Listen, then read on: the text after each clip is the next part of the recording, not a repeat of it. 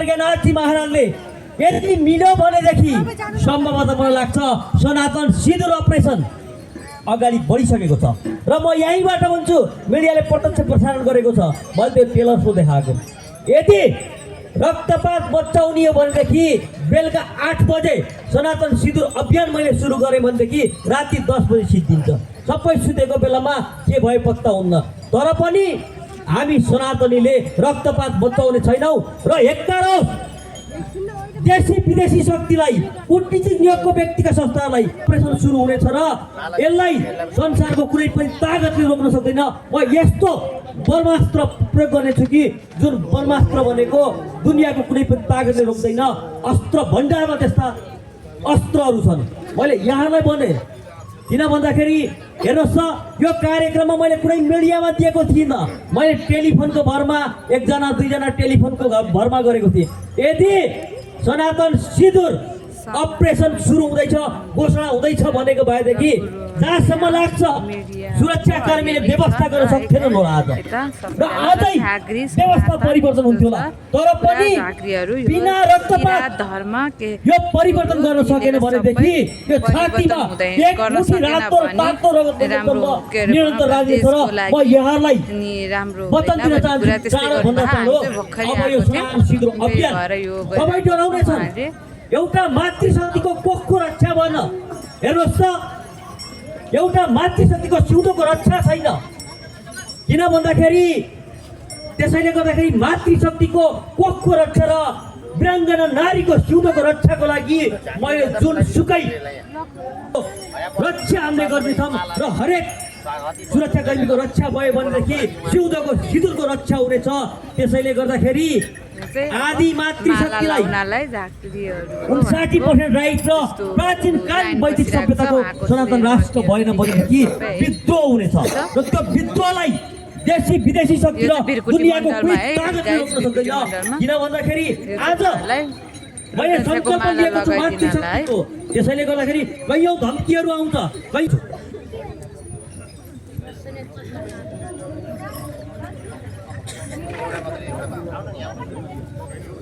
माला लगाइरहनु भएको छ रुद्राक्षको जुन मायाको चिनो अरे गाइस होइन यो मायाको चिनो दिएर रुद्राक्ष लगाइदिएर है जगद्गुरुले लाउने रहेछ यो सबैले है एउटा लाउने रहेछ जगद्गुरु यस्तो छ पुराइले मायाको चिनो दिएर रुद्राक्ष लगाइदिइरहनु भएको छ उहाँहरूले अनि उहाँले ड्याङ्ग्रो फुटिरहनु भएको छ जुन प्राचीन कालीन वैदिक सभ्यतालाई जोगाउनको लागि यो लामा झाँक्री पहिला हामीसँग मेडिसिन थिएन यो मैले भनेको छु प्राचीन कालीन वैदिक सभ्यतालाई जोगाउन माला लगाएर सम्मान गरिरहनु भएको छ उहाँहरूले झाँक्रीकोले उहाँले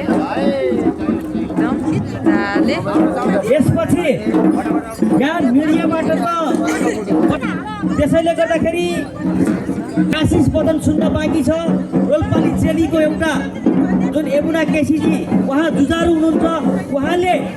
यस्तो सङ्कल्प गर्नुभएको छ कि सम्पूर्ण सुरक्षाकर्मीको मातृशक्तिको सिउँदोको रक्षाको लागि यो उहाँले अगाडि बढाउनु भएको छ त्यसैले गर्दाखेरि यमुना केसीलाई सम्पूर्णले हाम्रो स्वागत गर्नुपर्दछ र आजबाट देशको यो धरतीमा एकजना पनि सुरक्षाकर्मीको पहिलाको सिउँदोको सुनिश्चित हुने छैन यदि कसैले सुरक्षाकर्मीलाई र उसको सिउँदोको सिन्दुर पुछ्ने काम गर्यो भनेदेखि देशमा विद्रोह हुनेछ र त्यो विद्रोह भनेको कसैले पनि रोक्न सक्ने छैन मैले यहाँलाई भने सुरक्षाकर्मीले हामीलाई सुरक्षा दिनुभएको छ हेर्नुहोस् त उहाँ रक्षा हेतु उहाँले यो सनातन सिन्दुर अपरेसनमा एकबद्धता जनाउनु भएको छ त्यसैले गर्दाखेरि उहाँलाई हामीले स्मरण गर्नुपर्दछ उहाँको यो योगदानलाई मलाई लाग्छ इतिहासले मूल्याङ्कन गर्नेछ जुन कि नाथ सम्प्रदायकै विद्वता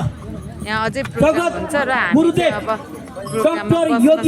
योगी डाक्टर प्रज्ञानाथजी महाराज म यहाँलाई भन्छु उहाँले चाहिँ उहाँसँग बस्ने घरिदी गर्नुभएको छ त्यसैले गर्दाखेरि गुरु